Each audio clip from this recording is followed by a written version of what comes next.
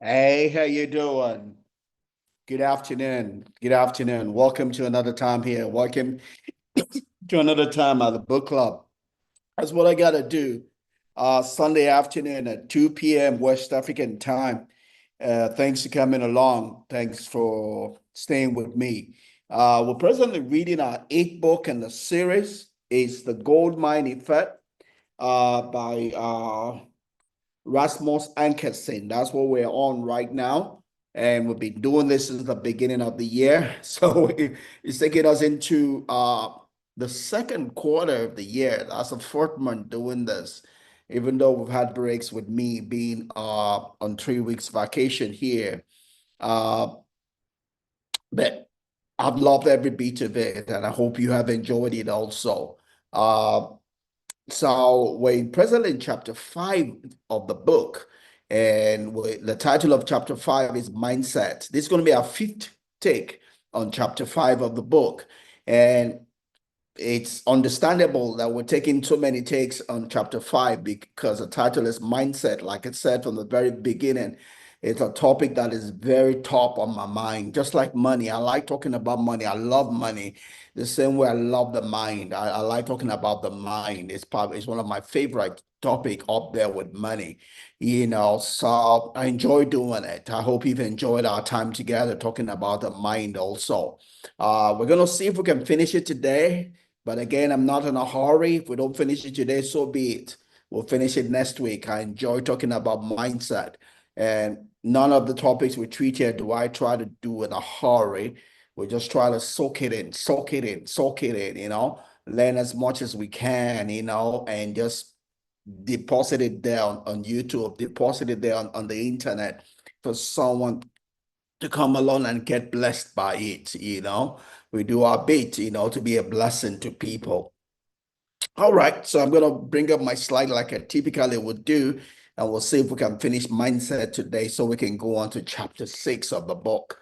And chapter 6 of the book is uh what's the topic of chapter 6?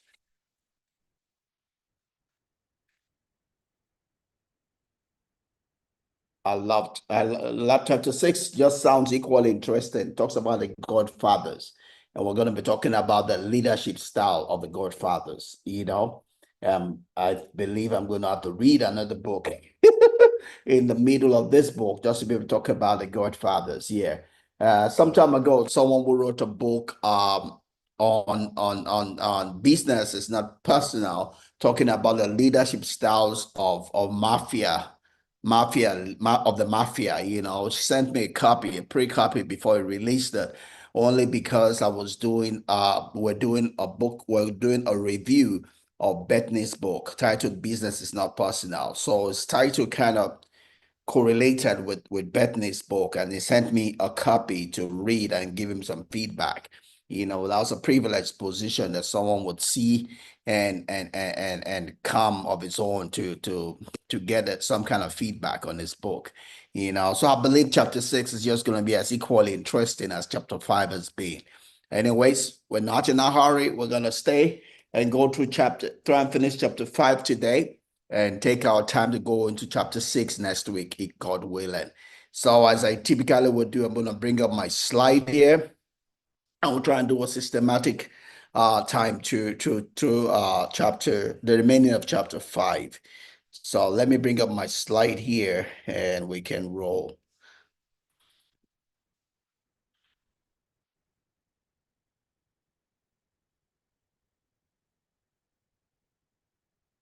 Well, as always, those out on Instagram, Live, you don't get to see the slide. It's going to be out there on YouTube. It's going to be out there on Facebook. It's going to be out there on my blog, uncleakin.com. But you don't get to miss anything because the slides is just like a guide. Everything on the slide we're going to discuss, and you don't miss anything on Instagram Live. So. The last slide we ended up, we're talking about the heart of successful mindset is to view every victory as a beginning, not as a end. We get to say that success is your enemy, failure is your friend. because success has killed a lot of people. And I remember that there is a chapter on that in Bethany's book. Success can kill you if you don't handle it well. Some people mount up, do everything, and they succeed and they power. Why they settle. They succeed one time and they settle. No, no, no, no. What we're looking for is sustainable success, not success one time and then nobody remembers your success. You become a failure. We're talking about success that will lead even beyond your time in this life. Success that will be talked and enjoyed long after you've gone. Look at Rockefeller, right? We'll still talk about his success today. Andrew Carnegie, we'll talk about his success today, right? We talk about the Walton family. We talk about the Hilton family. We'll talk about the Marriott family. We'll talk about the Kellogg family, right? It's success that can live beyond you, right? It's sustainable success that we're talking about. There's success and there is success. There's success and there's good success. The success that is good, the success that you enjoy, that you get happiness because you have succeeded, you get joy because you have succeeded, you get fulfillment that you have succeeded, is one that is sustainable, it's one that is continuous, it's one that is not just a one time, it's one that continues succeeding. It's success that continues to succeed, right? Not a success that succeeds and fails. Success that continues to succeed. Success that is repeatable, right? So, and the heart of doing that is to always see your victory as a beginning, not the end, right? You learn the lesson from your success and do better next time. Better, better, better, better, right? You don't power, you don't settle, right?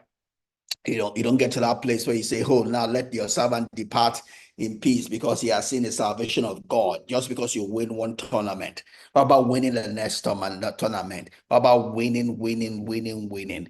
What about being your name, your person being known for winning, not just in the history, but as a present continuous tense, right? So we don't want a success that does not succeed. We want a success that succeeds, right? If you and you can attain anything, that those last thing was said by Elmer says you if you keep practicing, you can do anything. You can get better at anything that you set your mind to. All you have to do is work at it, work at it, work at it, work at it, work at it, work at it, and you become better, better, better, better, better, best, better, best, you can get better at anything you set your mind to. All you need to do is put in the work that is required, to do it. Right? So this is the first slide for we have 4 slides here to get through for today's section and to finish chapter 5.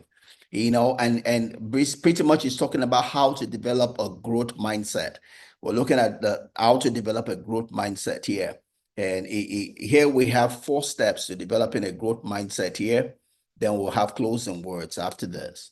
To develop a growth mindset, the first step here says we need to embrace our fixed mindset. Embrace wherever you are. That's key word.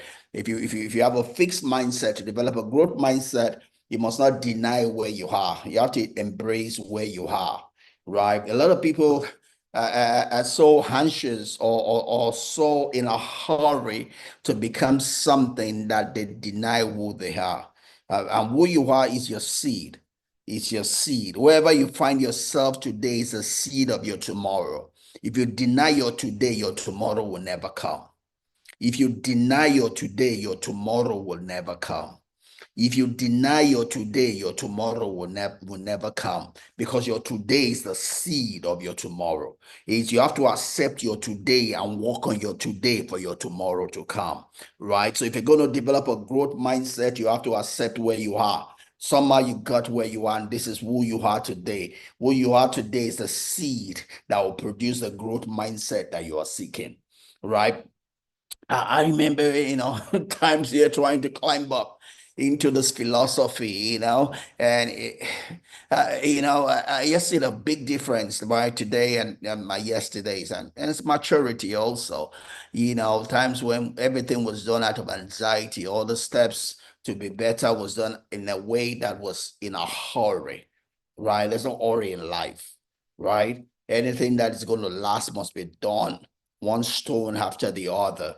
You don't jump any step, you don't jump any stone, right? Because you're looking for something that's enduring, not something that you're just gonna peep into and you fall back. Something you want something that is enduring, something you can pass to generations yet unborn, something you can pass to your next generation, next generation. You're looking for generational wealth. You're looking for generational blessing. You're looking for generational change. Something that will change your lineage for good, right? Your lineage for good. Whatsoever evil or bad that has been spoken about your lineage, you want to turn it around. That requires you to invest the time it requires. That requires you to not be in a hurry, but to be diligent about the building that you are putting together, that you don't miss one stone. You put the right stone upon the other, right, and set the foundation right. And even the building blocks are without spaces, right? You're putting everything where it needs to be, right? Then it can stand the storm. Then it can stand the test of time, right? You don't want to do something that can stand the test of time, something that looks as if it's there, but one small wind, one small test, everything is gone, right? So if the first step, if you're going to grow, is to accept who you are, where you are. The first step, if you want to build a tomorrow, is to accept your today, because your today is your seed, right? So if you're going to build a growth mindset, accept the mindset that you have today, right? Accept whatever that mindset is, accept it, right? Because that's your seed. That's where you want to grow from. You are not just going to drop from nowhere, from space. You want to grow from where you are to where you want to be. So you must first of all recognize where you are so you know what you are working on, right? So the second step is that you need to become aware of the things that make you fixed-minded, right? You need to be aware of the things that make you fixed-minded. What are the things that trigger you to want to have a fixed mindset, want to go and hide and say, what are things that make you in a hurry to say, I cannot do it? I cannot do it. That is not for me. Why? What makes you too much in a hurry to not to stand up to the challenge of life? What makes you too much in a hurry to try and defend your old record rather than be open to build new records, right? What makes you easily want to settle rather than push yourself forward? You need to recognize that. Is it something in the way you were raised, right? Was it something that always made you want to be perfect, and therefore you don't want to do anything that doesn't make you look nice? You need to recognize it and address it, right? It has troubled you this far and it's not working for you. Time to drop it. Anything that is not working for you, it's time to drop it. There's no use holding onto something that is limiting you, that is not helping you to move forward in your life, right? So it's knowing where you are and knowing why you are where you are, and begin to address the things that's keeping you where you are, that's keeping you behind, right? So for me, all right, maybe off topic, but still related. One of the things that's probably prevented me being able to do the things that I do today is the need to please people. Is a concern of what people would say about me. It wasn't necessarily apparent, but it was hidden there, right? Many times I've tried to set aside time to to do something different, like what I'm doing right now. But then it's the distractions around. The distractions come with the need to please other people, right? I'm able to do what I do today to the extent that I do it because I've had to overcome that. I've had to address that even in the place of relationship with my wife. There are things my wife would want me to naturally do. We need to define them. We need to define them and define how they overlap with the things that I think I must do to make me happy and succeed. Not that I'm going to neglect her, but we need to be able to come to the right compromise, right? And not do it just because for no good reason at the expense of the things that are foundational for my life, right? But it's not going to be done in a rush way, just like I was sharing this morning and yesterday. You know, uh, every good thing has the right way to be applied, because something is good doesn't mean I can apply it anyhow. Something is good, there's still a right way to apply it. There's a right way to say it. There's a right way to communicate it. There's a right way to apply it. Otherwise, the right thing might become wrong. Don't let your good be evil spoken of. Because for your good not to be evil spoken of, you have to apply your good in the right way. Communicate it in the right way. Go about it in the right way. Right? And that ties back to that ancient wisdom that says that, be as wise as a serpent. Yeah, be wise, but don't let your wiseness make you rash. Be as gentle as a dove as well, right? Don't be wise, shine your eyes, right? But being wise is not an excuse for being rash. Be as wise as the serpent, but be as gentle as a dove, right? That's a true combination of maturity, the ability to show wisdom without taking advantage of people, right? So, so the first step we've said is embracing who you are, right? Irrespective of who you are and and your limitations, and what are the triggers that make you who you are. And this was, we're talking about mindset, as embrace your fixed mindset tendencies. What is it that makes you tend to be fixed minded and not growth minded? What is it that makes you tend to be closed minded and not open minded? What are those things? Then begin to address those things, right? And step 3 here is give your fixed mindset a personal a name, right? So pretty much Dr. Dweck here is saying that you should give that personal a name. Pretty much name it. It's more like saying yourself. When I'm fixed minded, this is who I look like, And the fourth step is pretty much to educate that self, educate that fixed minded, right? Take your fixed mindedness on a journey from being fixed minded to a growth mindset. See your triggers, address your triggers, right? I see a lot of triggers in my life from my whole life as I build myself. Today I shared some things and emotions. I see my emotions want to go crazy in some environments, and I know that, not as though I can get them all out, but I keep it in check, right? I'm not going to go to jail because of my emotion. I'm going to keep my emotion on the check. I'm going to make sure that I don't submit my life to the craziness, stupidity, uh, insaneness of my emotion. It won't be an excuse that my emotion made me do this. No, I have to order my emotion to do what I want it to do, irrespective of the instinct or or emotion, yeah, or seeming you might call it seeming helplessness of the flesh.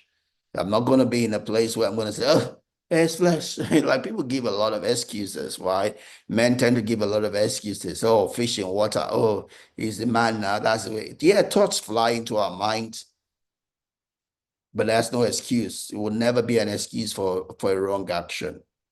Yes, there are thoughts that fly in our minds. There are birds that can fly over our head, but we don't have to stay in a place where it's going to pull over our head, right? That's our control. That's for us to control. Might not be able to control the bird. We can control where we stand, right? So pretty much summary here that Dr. Dewey gives you about how to grow a growth mindset. is knowing what a growth mindset is, knowing who I am right now, knowing what makes me who I am, and what I need to do to begin to address that who I am to become who I want to be, one with a growth mindset, one who wants to grow to a matured person, a world-class person, a high-performing person, you know, and step out there to do it, right? Uh, an example for me here is, like I say all the time, I got to do this. I'm becoming more like a guru in doing this, right? It might not seem like it, but from where I'm coming from, I know I am ways ahead where I'm coming from. I'm able to do this in a much more free, without anxiety, to do this. I can flow, easily flow. Most of what I do today, I easily flow. I don't have to think too much to flow from one activity to the other. I can do this, go and do this, do this, do this, do this. But that has come from practice because I've done this over and over and over and over and over and over and over and over again. It has become second nature. I just need to just tune it on. I can finish this right now and do another thing, do another thing, do another thing. But it comes from practice. My dear sister in my elementary school alumni, always says that that she wonders how I'm able to be in several places, and play the parts I need to play in those several different scenarios, but it comes by practice, it comes by practice, and it's not necessarily easy, but the more you do it, the better you are at doing it. Yeah, I hope that helps somebody. So, closing words, pretty much, just a summary of everything we've said in chapter 5 is what we're looking at here. So the first thing is experience is often a weak indicator for a performance. Because you have experience doesn't mean that you can perform highly on in that thing, right? Guess what? Experience is different from Experience is different from continual practice. Experience just means I have an idea of doing it, I've done it before, right?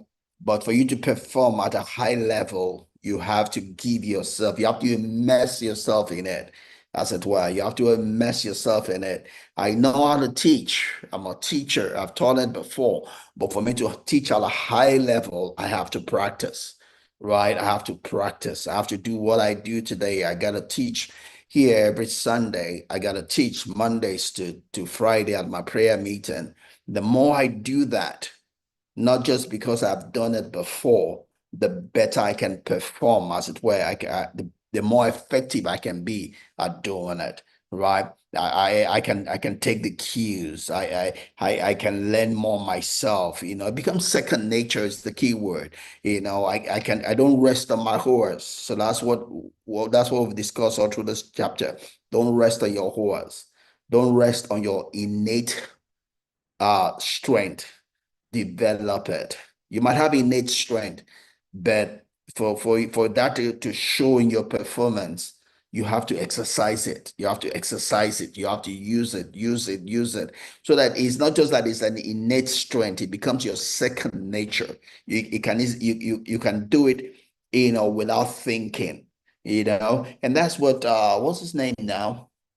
Is it John Wooden? That's what he used, in building I said a team, a college team, and that ties to habits, right? It taught those people to do things. They practiced so much that the different parts became second nature to them. They did the same thing over and over again, so much so that doing their own individual parts became second nature, and that's how they became champions. And that's what we're talking about mastery also. Mastery is not about doing 1,000 different things. Mastery is about doing a single thing 1,000 times, right? If you are going to be a master in anything, you need to do that thing over and over and over and over and over and over and over and over and over and over and over again. Because what you're doing is you're making it second nature so that even when they wake you up, you can easily do it. it oozes out of you. It stops being what you do. It becomes who you are.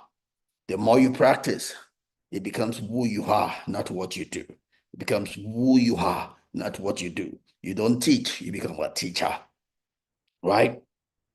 You don't train, you become a trainer, right? That's what practice does to you. That's what exercise does to you. That's what immersing yourself into something does to you. It makes you that thing, right? So the other thing we've talked about is sustainable high performance is built on curiosity and the willingness to challenge oneself, right? If you want to perform high, you have to, you know, open your mind to things, open your mind to how things can be done better, right? Like this, my time here.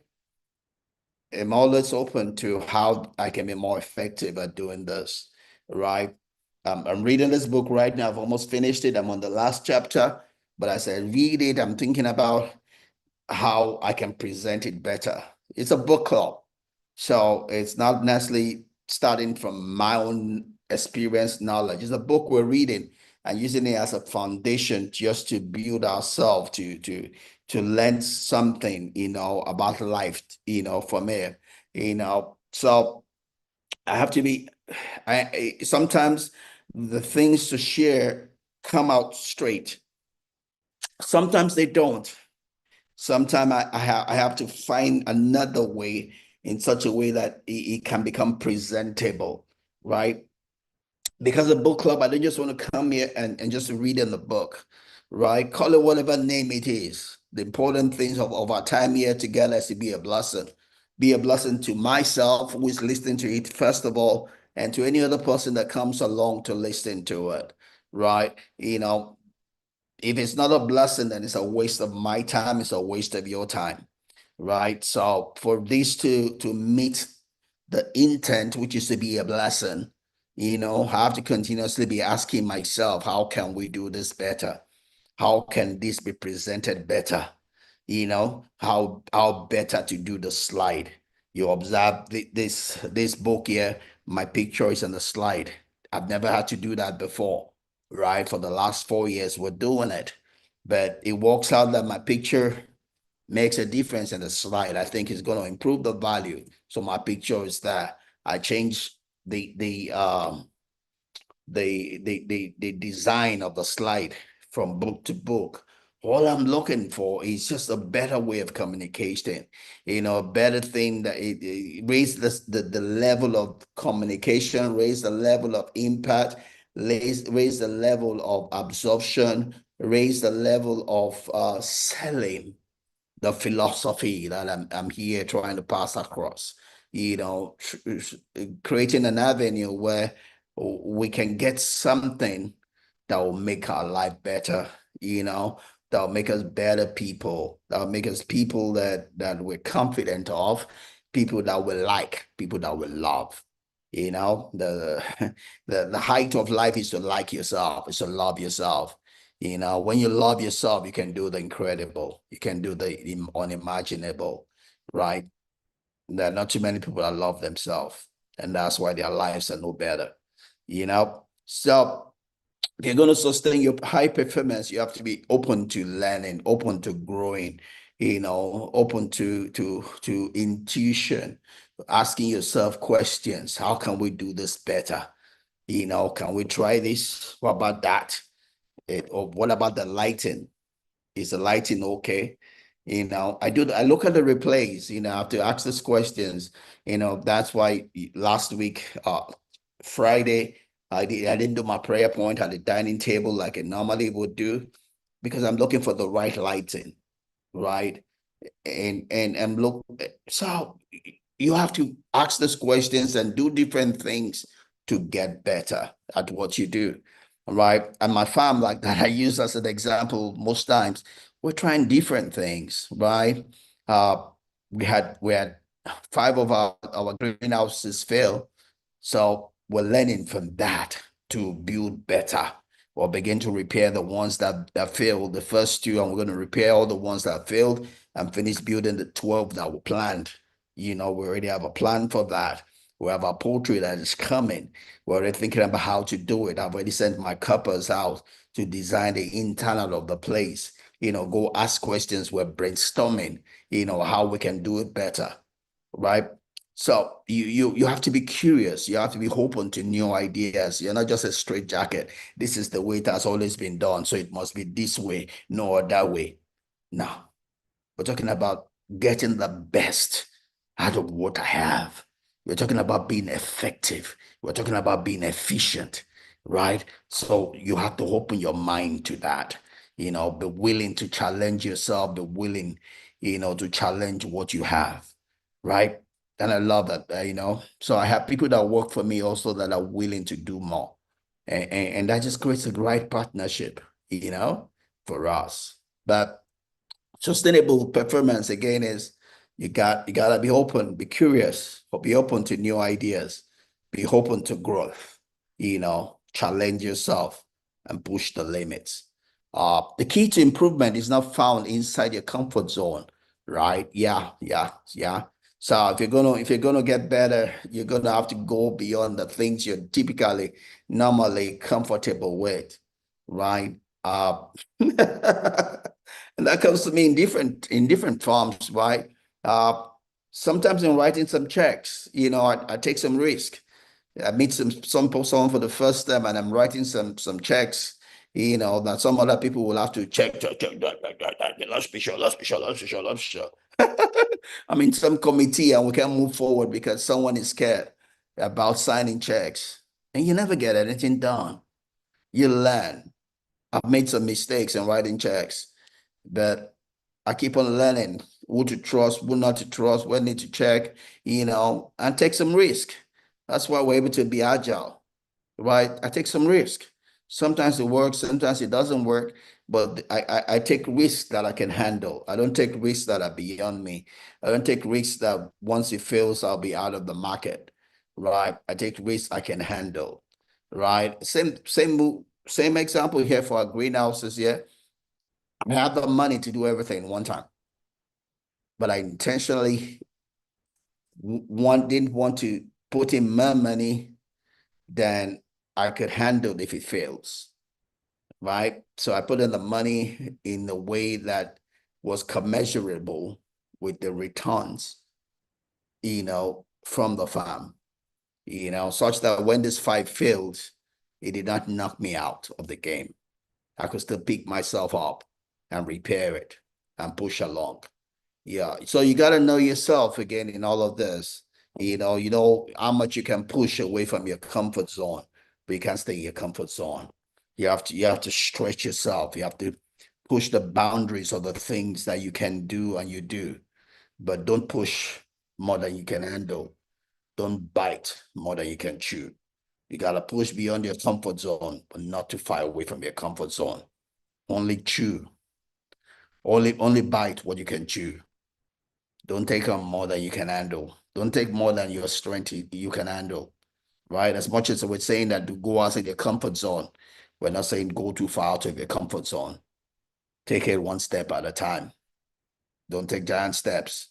Take baby steps. There'll be a time in your life you can take giant steps. It'll be because you've already built enough muscle, enough backbone for it. But don't take giant steps before you build your backbone. Take baby steps. Learn from the baby steps. When you're good at the baby steps, then you can take giant steps, right? But you can't stay in your comfort zone and grow. You have to stretch. You have to stretch yourself, right? If you want to grow. Success often comes down to one choice. Will I choose the path of social approbation, or will I choose the path of true mastery? By if you want to succeed, then you have to ask yourself, how far do I want to go? Do I want to please people? Do I want to please people? I want to go to the height in whatever area I find myself in, right? I could easily sit down at church and warm the benches, and some people probably happy because I'm there. Back in my tithe is big, my tithe is big, and They could be comfortable with that. But will I be fulfilled? Will I make my creator happy? No. But I've chosen the path of mastery, and he's able to entrust me even with more things.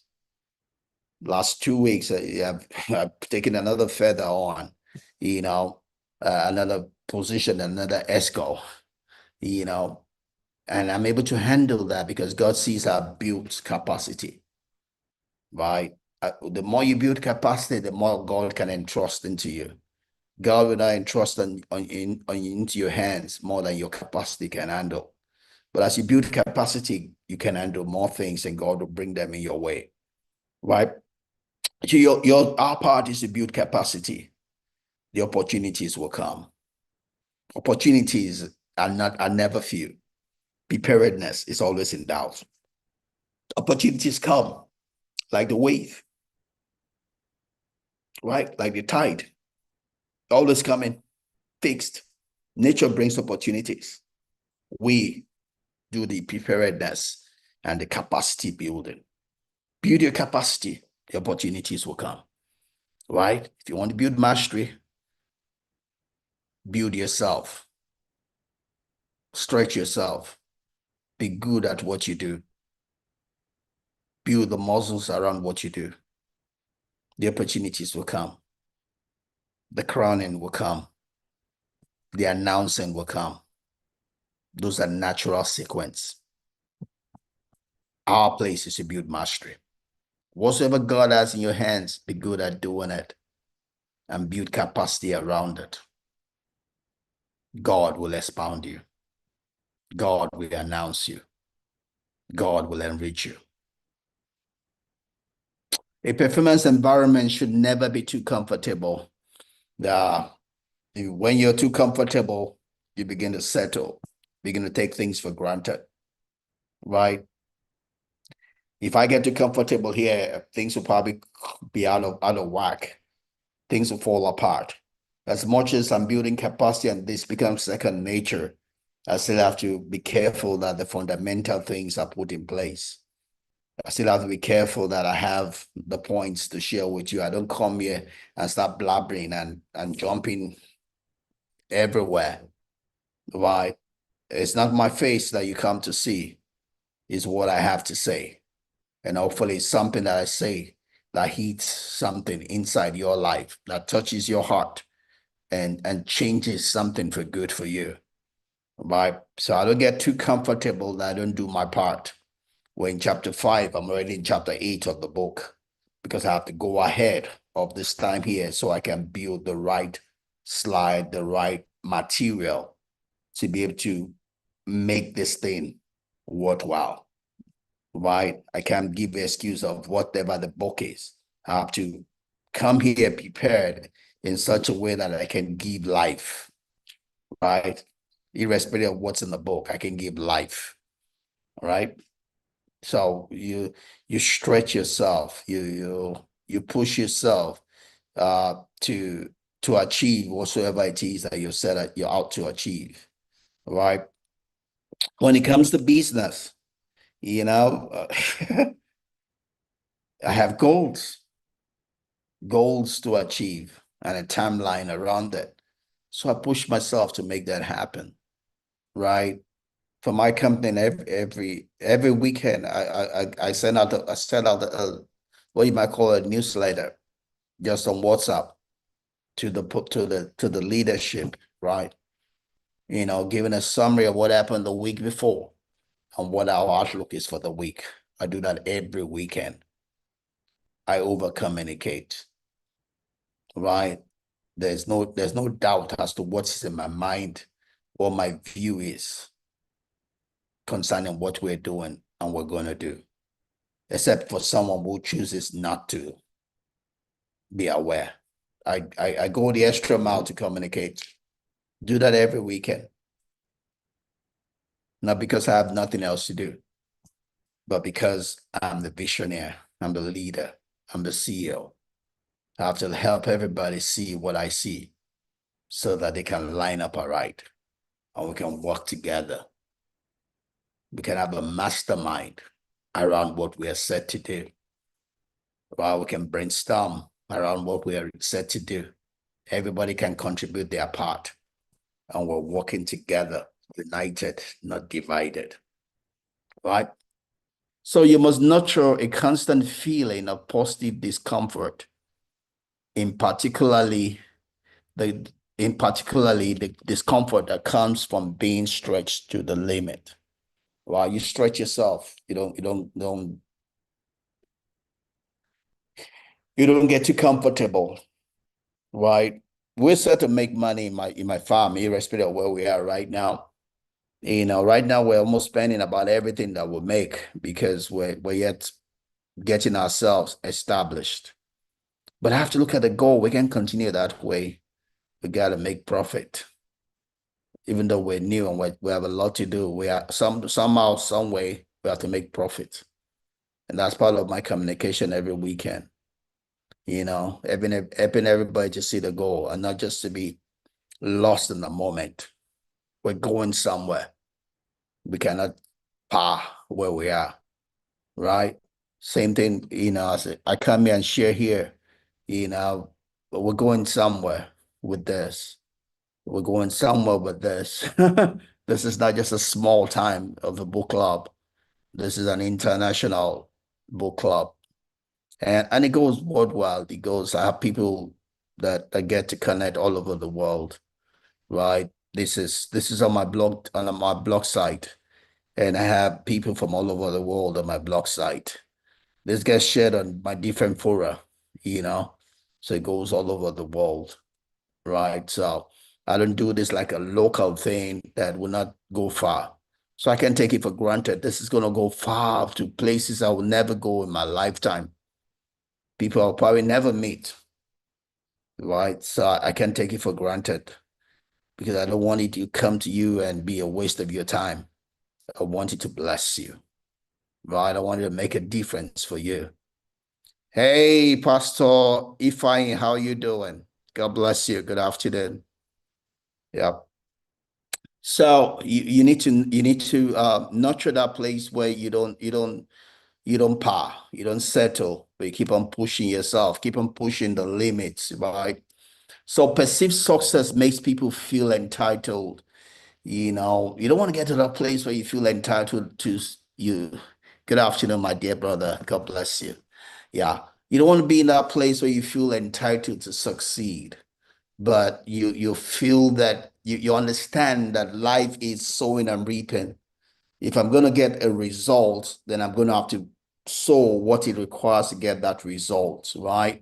Uh, and at some point in my life, as I was growing and as a younger person, my spirit was far more evolved than my mind, and I could tap into a lot of things in the spirit that my mind could not comprehend. And when I tap into it, I operate at a different level. My challenge then was the ability to sustain it, was more sustenance, right? And really what I've learned, in the time past now is that sustenance comes from, being able to build my mind. And that's the difference between who you see today and who I used to be. Today, I can do a lot of things that used to be suddenly.